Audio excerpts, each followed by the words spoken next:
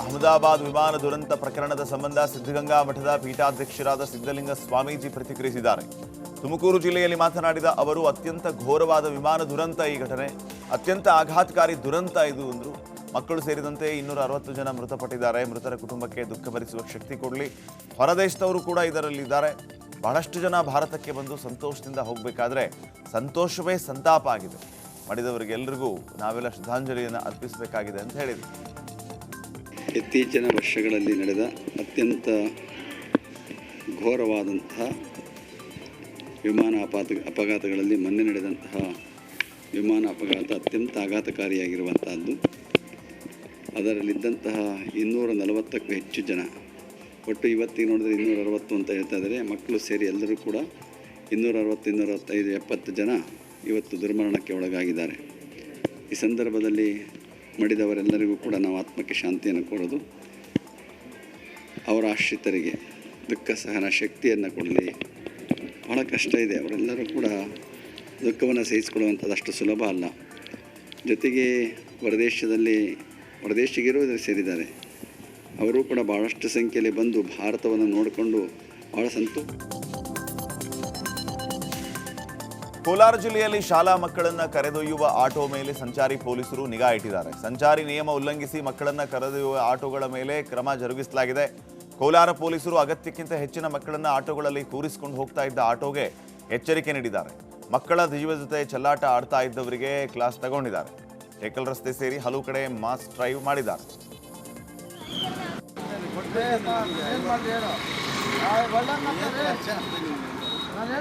ನಾವು ಅದೆಲ್ಲ ಒಪ್ಕೊಳಕ್ಕಾಗಲ್ಲ.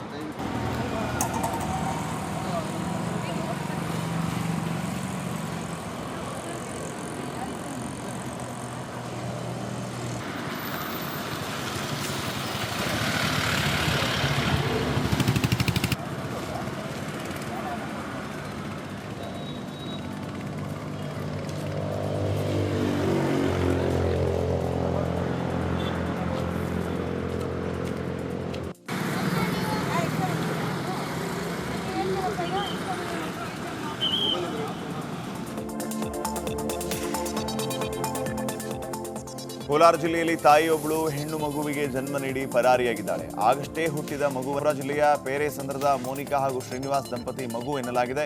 ಹೆರಿಗೆ ಬಳಿಕ ಮಗುವನ್ನ ನಿಗಾ ಘಟಕದಲ್ಲಿ ಆರೈಕೆ ಮಾಡಲಾಗಿದ್ದು, ಆಸ್ಪತ್ರೆ ಸಿಬ್ಬಂದಿ ಚಾಕ್ಲೇಟ್ ಅಲ್ಲಿ ಮನುಷ್ಯನ ಹಲ್ಲು ಪತ್ತೆಯಾಗಿರೋ ಘಟನೆ ಕೋಲಾರ ಜಿಲ್ಲೆ ಬಂಗಾರಪೇಟೆ ತಾಲೂಕಿನ ಬೂದಿಕೋಟೆ ಗ್ರಾಮದಲ್ಲಿ ನಡೆದಿದೆ.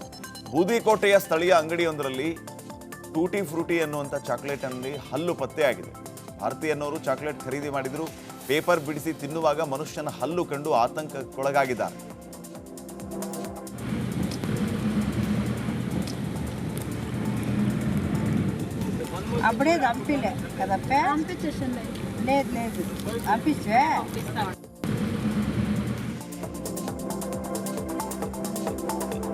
ಹಾರಂಗಿ ಜಲಾನಯನ ಪ್ರದೇಶದಲ್ಲಿ ಮಳೆ ಪ್ರಮಾಣ ಹೆಚ್ಚಾಗಿದ್ದು, ಜಲಾಶಯದಿಂದ 4000 ಕ್ಯೂಸೆಕ್ ನೀರು ಬಿಡುಗಡೆ ಮಾಡಲಾಗಿದೆ. ಕೊಡಗಿನ ಕುಶಾಲನಗರ ತಾಲೂಕಿನಲ್ಲಿನ ಹಾರಂಗಿ ಜಲಾಶಯದಿಂದ ನೀರು ಹರಿಸಲಾಗಿದೆ. ಮಳೆ ಹೆಚ್ಚಾದರೆ ಮತ್ತಷ್ಟು ನೀರು ಬಿಡುಗಡೆ ಸಾಧ್ಯತೆ ಇದೆ. ತಿಂಗಳ ಮೊದಲೇ ಈ ಬಾರಿ ಜಲಾಶಯ ಭರ್ತಿಯಾಗಿದ್ದು, ನದಿ ಪಾತ್ರದ ಜನತೆ ಎಚ್ಚರಿಕೆಯಿಂದ ಇರೋದಕ್ಕೆ ಸೂಚನೆ ನೀಡಲಾಗಿದೆ.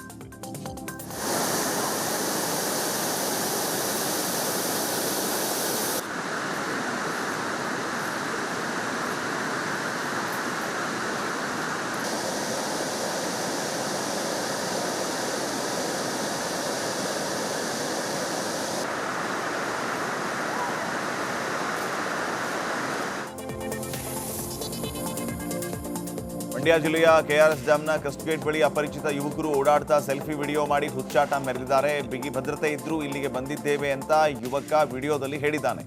ಅದರಿಂದ ಕೆಆರ್ಎಸ್ ಡ್ಯಾಂ ಭದ್ರತೆ ಬಗ್ಗೆ ಸಾಲು ಸಾಲು ಪ್ರಶ್ನೆ ಹುಟ್ಕೊಂಡಿವೆ. ನಾವೀಗ ಕೆಆರ್ಎಸ್ ಡ್ಯಾಮ್ಗೆ ಬಂದು ತೋರಿಸ್ತಾ ಇದ್ದೀವಿ. ನೋಡಿ, ಕಲ್ಲು ಬಂಡಿ ಎಲ್ಲ ಹೆಂಗಿದ್ದಾವೆ, ನೀರೆಲ್ಲ ಸುಂಡೋಗಿದ್ದಾವೆ. ನೋಡಿ ಫ್ರೆಂಡ್ಸ್, ಎಷ್ಟು ವಿಶಾಲವಾಗಿದೆ ಜಾಗ. ಡ್ಯಾಮ್ ಒಳಕ್ಕೆ ಬಿಡ್ತಾ ಇಲ್ಲ, ಆದರೂ ಕೂಡ ನಾವು ಬಂದಿದ್ದೀವಿ. ನೋಡಿ, ನಿಮಗೆ ಜನಸಾಗರ ತೋರಿಸೋಣ ಅಂದ್ಬಿಟ್ಟು ನಾವು KRS ಬಂದಿದ್ದೀವಿ. ನೋಡಿ ಫ್ರೆಂಡ್ಸ್, ಹೇಗಿದೆ ಅಂತ.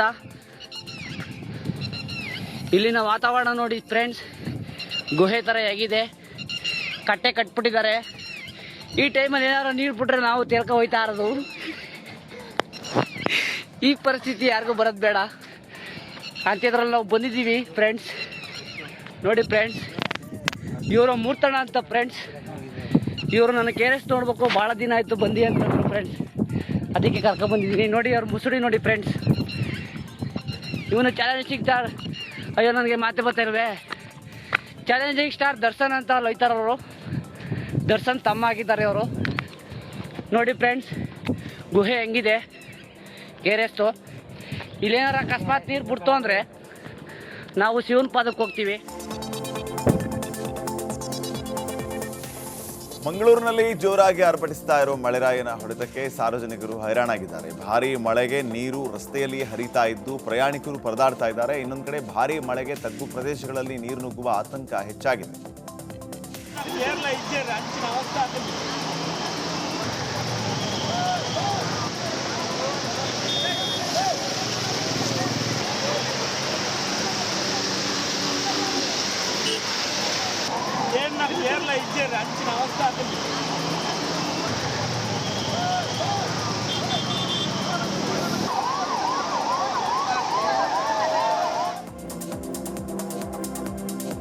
ಉತ್ತರ ಕನ್ನಡ ಜಿಲ್ಲೆಯ ದೇವಿಮನೆ ಘಟ್ಟದಲ್ಲಿ ಮತ್ತೆ ಗುಡ್ಡ ಕುಸಿತ ಸಂಭವಿಸಿದೆ. ಶಿರ್ಸಿ ಕುಮಟಾ ಸಂಪರ್ಕಿಸುವ ರಸ್ತೆಯ ಘಟ್ಟ ಪ್ರದೇಶದಲ್ಲಿ ಸುರಿತಾ ಇರೋ ಭಾರೀ ಮಳೆಗೆ ನಿರಂತರವಾಗಿ ಗುಡ್ಡ ಕುಸಿತ ಸಂಭವಿಸ್ತಾ ಇದೆ. ಈ ಹಿನ್ನೆಲೆ ಸಂಚಾರಕ್ಕೆ ಉತ್ತರ ಕನ್ನಡ ಜಿಲ್ಲಾಡಳಿತ ನಿರ್ಬಂಧ ಹೇರಿದೆ. ಮತ್ತೆ ದೇವಿಮನೆ ಘಟ್ಟ ನಿನ್ನೆ ಆದಲ್ಲೇ ಫುಲ್ ಕುಸ್ತದ. ಮತ್ತೆ ಗಾಡಿ ಗಿಡಿ ಬಂದಿರೋ ಮರೆ ಭಾಳ ಡೇಂಜರ್ ಅದು ಇವತ್ತು ದೇವಿಮನೆ ಘಟ್ಟ. ಮಂಗಳೂರಿನಲ್ಲಿಯೂ ಧಾರಾಕಾರ ಮಳೆಯ ಪರಿಣಾಮ ವಾಮಂಜೂರು ಸಮೀಪದ ಕೆತ್ತಿಕಲ್ ಗುಡ್ಡ ಕುಸಿದಿದೆ. ಗುಡ್ಡ ಕುಸಿದು ಒಂದು ಬದಿ ರಸ್ತೆ ಸಂಪೂರ್ಣ ಬಂದ್ ಆಗಿದೆ.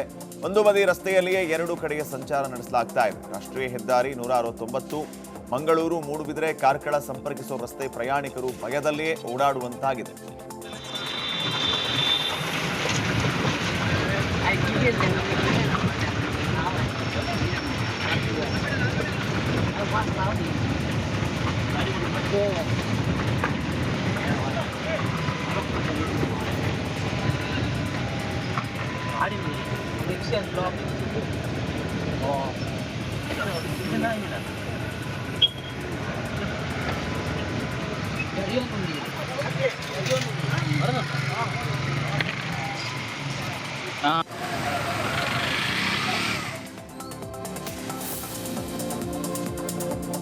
ಮಂಗಳೂರಿನಲ್ಲಿ ಧಾರಾಕಾರ ಮಳೆಯ ಹಿನ್ನೆಲೆ 12 ಕುಟುಂಬಗಳನ್ನು ಸ್ಥಳಾಂತರ ಮಾಡಲಾಗಿದೆ. ಪುರಭವನದ ಆವರಣದಲ್ಲಿ ತಾತ್ಕಾಲಿಕ ಪುನರ್ವಸತಿ ವ್ಯವಸ್ಥೆ ಕಲ್ಪಿಸಲಾಗಿದೆ. ಸಂತ್ರಸ್ತರಿಗೆ ವಸತಿ, ಆಹಾರ, ಅಗತ್ಯ ವಸ್ತುಗಳ ಪೂರೈಕೆ ಮಾಡುವಂತೆ ಜಿಲ್ಲಾಧಿಕಾರಿ ಮುಲೈ ಮುಗಿಲನ್ ಸೂಚನೆ ನೀಡಿದ್ದಾರೆ. ಇದು ಸತತವಾಗಿ ಒಂದು 4 ಗಂಟೆ 5 ಗಂಟೆಯಿಂದ ಮಳೆ ಬೀಳ್ತಾ ಇರುವ ಕಾರಣ ಸ್ವಲ್ಪ ಅಲ್ಲಲ್ಲಿ ನೀರಿನ ಮಟ್ಟ ಸ್ವಲ್ಪ ಹೆಚ್ಚಾಗಿ ಪಂಪೆಲ್ಲು ಮತ್ತು ಉಳಿದ ಕಡೆ ನೀರು ನಿಂತಿರುವಂಥದ್ದು, ಲಾಗಿಂಗ್ ಆಗಿರುವಂಥ ಸಮಸ್ಯೆ ಇತ್ತು. ಅದೀಗ ಡ್ರೈನ್ ಆಗ್ತಾ ಇದೆ. ಅದರಲ್ಲಿ ಮೇಜರಾಗಿ ನಾವು ವಿಸಿಟ್ ಮಾಡಿರುವಂಥದ್ದು ಉದ್ದೇಶ ಯಾವ ರೀತಿಯಲ್ಲಿ ನೀರು ಹರಿತಾ ಇದೆ, ಏನು ಸೊಲ್ಯೂಷನ್ ಕಂಡುಹಿಡಿಬೋದು ಅನ್ನುವಂಥ ನಿಟ್ಟಿನಲ್ಲಿ ಅದನ್ನು ಮಾಡ್ತಾ ಇದ್ದೇವೆ. ಎಲ್ಲ ಕಡೆಯೂ ಟೀಮ್ ಆ್ಯಕ್ಟಿವ್ ಆಗಿದ್ದಾರೆ. ಕಂಟಿನ್ಯೂಸ್ ಆಗಿ ಕಂಟ್ರೋಲ್ ರೂಮ್ಸಿಂದ ಮಾನಿಟ್ರಿಂಗ್ ಮಾಡ್ತಾ ಇದ್ದೀವಿ. ಎಲ್ಲೆಲ್ಲಿಂದ ಸಾರ್ವಜನಿಕರಿಂದ ಇದು ಬರ್ತಾ ಇದೆ ಅದನ್ನು ಅಟೆಂಡ್ ಮಾಡ್ತಾ ಇದ್ದೀವಿ. ರಾಜಕಾಲುವೆಯಲ್ಲಿ ನೀರು ಹರಿದೋಗೋಕ್ಕೆ ತಕ್ಷಣವಾಗಿ ಏನಾದರೂ ಸೂಚನೆ ಇದು ಇಟ್ಸ್ ನಾಟ್ ಇದು ಒನ್ ಸ್ಟೆಪ್ ಸೊಲ್ಯೂಷನ್ ಅಲ್ಲ. ಮಂಗಳೂರಲ್ಲಿ ಪರ್ಟಿಕ್ಯುಲರ್ಲಿ ಅದರದ್ದು ಏನು ಮಟ್ಟ ಒಂದಕ್ಕಿಂತ ಒಂದು ಮಟ್ಟ ಮೇಲೆ ಕಿಲೆ ಇರೋದ್ರಿಂದ ಕಬ್ಬನ್ ಪಾರ್ಕ್ ಉಪವಿಭಾಗಕ್ಕೆ ನೂತನ ACP ವರ್ಗಾವಣೆ ಆದೇಶ ರದ್ದುಗೊಳಿಸಲಾಗಿದೆ. ಕಬ್ಬನ್ ಪಾರ್ಕ್ ಉಪವಿಭಾಗಕ್ಕೆ ಡಿವೈಎಸ್ಪಿ ಕೋದಂಡರಾಮ ಅವರನ್ನು ವರ್ಗಾವಣೆಗೊಳಿಸಿ ಆದೇಶಿಸಲಾಗಿತ್ತು. ತಕ್ಷಣ ಕರ್ತವ್ಯಕ್ಕೆ ವರದಿ ಮಾಡಿಕೊಳ್ಳುವಂತೆ ತಿಳಿಸಿತ್ತು. ಅದಾಗಿ ಕೆಲವೇ ಹೊತ್ತಿನಲ್ಲಿ ಸರ್ಕಾರ ತನ್ನ ಆದೇಶವನ್ನು ತಡೆಹಿಡಿದಿದೆ. ಚಿನ್ನಸ್ವಾಮಿ ಸ್ಟೇಡಿಯಂ ಕಾಲ್ತುಳಿತ ಪ್ರಕರಣದಲ್ಲಿ ACP ಬಾಲಕೃಷ್ಣ ಅಮಾನತು ಬೆನ್ನಲ್ಲೇ ತೆರವಾಗಿದ್ದ ಸ್ಥಾನಕ್ಕೆ ACPಯಾಗಿ Kodandarama ವರ್ಗಾವಣೆಯಾಗಿದ್ದು,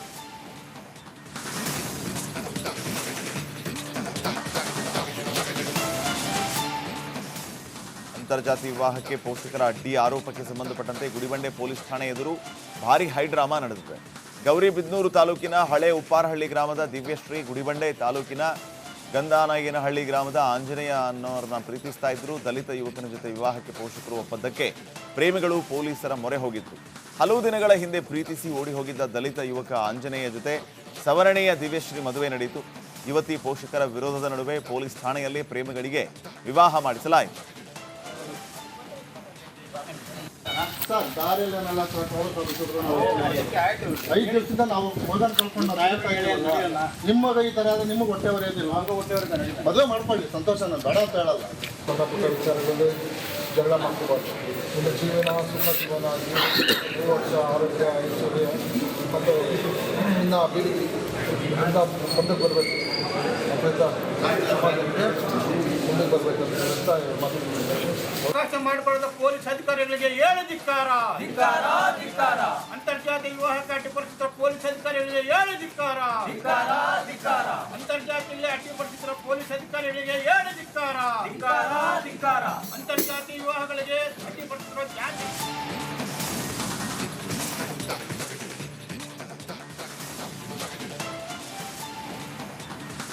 Ola, Uber, Rapido bike ಟ್ಯಾಕ್ಸಿಗಳಿಗೆ ಕರ್ನಾಟಕ ಹೈಕೋರ್ಟ್ ಶಾಕ್ ಕೊಟ್ಟಿದೆ. ಬೈಕ್ ಟ್ಯಾಕ್ಸಿಗಳ ಸಂಚಾರಕ್ಕೆ ಮಧ್ಯಂತರ ಅನುಮತಿಗೆ ಕೋರ್ಟ್ ನಿರಾಕರಿಸಿದೆ. ಬೆಂಗಳೂರಿನಲ್ಲಿ Ola, Uber, Rapido bike taxi ಬಂದ್ ಮಾಡುವಂತೆ ಕೋರ್ಟ್ ಆದೇಶ ಹೊರಡಿಸಿದೆ. ಇದನ್ನು ಪ್ರಶ್ನಿಸಿ ಸಲ್ಲಿಸಲಾಗಿದ್ದ ಮೇಲ್ಮನವಿ ವಿಚಾರಣೆ ನಡೆಸಿದ ಹೈಕೋರ್ಟ್ ಬೈಕ್ ಟ್ಯಾಕ್ಸಿಗಳ ಸಂಚಾರಕ್ಕೆ ಮಧ್ಯಂತರ ಅನುಮತಿ ನೀಡುವುದಕ್ಕೆ ನಿರಾಕರಿಸಿದೆ.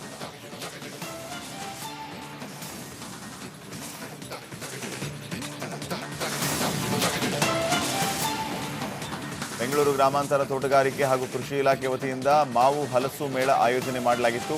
ಮಾವು ಹಲಸು ಮೇಳಕ್ಕೆ ಸಚಿವ KH ಮುನಿಯಪ್ಪ ಚಾಲನೆ ನೀಡಿದರು. ದೇವನಹಳ್ಳಿ ಪಟ್ಟಣದ ನಂದಿ ಕ್ರಾಸ್ ಬಳಿ ಮಾವು ಹಲಸು ಮೇಳ ನಡೀತಾ ಇದ್ದು, ಈ ಮೇಳದಲ್ಲಿ ಬೆಂಗಳೂರು ಗ್ರಾಮಾಂತರ, ಕೋಲಾರ, ಚಿಕ್ಕಬಳ್ಳಾಪುರದ ಹಲವು ರೈತರು ಭಾಗಿಯಾಗಿದ್ದಾರೆ. ದುಬಾರಿ ಬೆಲೆ ಮಿಯಾಜಾಕಿ ಮಾವು ಸೇರಿದಂತೆ ವಿವಿಧ ಬಗೆಯ ಮಾವಿನ ಹಣ್ಣುಗಳು ಮೇಳದಲ್ಲಿ ಮಾರಾಟ ಮಾಡಲಾಗ್ತಾ ಇವೆ.